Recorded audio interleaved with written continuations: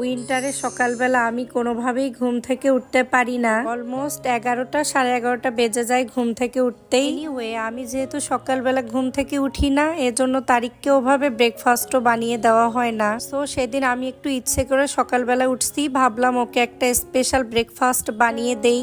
তারিক আবার আমার হাতের এই চিজি অমলেটটা অনেক বেশি পছন্দ করে, তো ওটা বানিয়ে দিলাম। সেদিন ওর অফিস ছিল না, ও মেবি একটা ট্রেনিং এ গিয়েছিল। রেগুলার ওদের অফিস সকাল 8টায় শুরু হয়, ও বাসা থেকে 7:30-এর দিকেই বের হয়ে যায়। সো এত সকালবেলা আমার হাজবেন্ড আর আমি কোনো কিছুই খেতে পারি না। 2 দিন পর পর আমার হেল্পিং হ্যান্ড রুটি বানিয়ে দেয়, আর আমি ফ্রোজেন পরোটা কিনে রাখি। ও সকালবেলা যেটা ইচ্ছে সেটা গরম করে অফিসে নিয়ে যায়। লক্ষ্মী একটা ছেলে, সে সকালবেলা আমাকে কোনো প্রকার প্যারা দেয় না। যত রাত বাড়তে থাকে তারও খেতে ইচ্ছে করে, আমারও খেতে ইচ্ছে করে। তো ওকে পাঠিয়ে দিয়ে আমি আবার কয়েকটা পিঠা বানাইছিলাম, বাট এটা দুধে দেওয়ার পর একদম গলে গেছিল।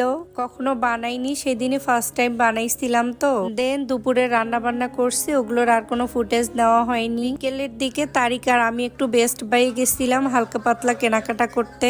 বেস্ট বাই গেলে আমরা মেয়েরা একটা কিনতে গেলে আরেকটা নিয়ে আসি। এটা যেহেতু সবার সঙ্গে হয়, তো এটা আমার সঙ্গেও হয়। লাঞ্চে রান্না বান্না করার সময় দেখো আমার হাতটা পুড়ে গেছে। মেয়েদের যে রান্না বান্না করার সময় কত সেকা পোড়া খাওয়া লাগে, তাই না?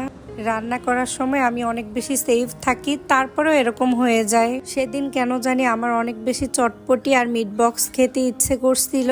তারিক আমাকে অফার করলো চলো দুজন মিলে বাইরে গিয়ে খেয়ে আসি, বাট আমি ওকে বললাম তুমি নিয়ে আসো বাসায়।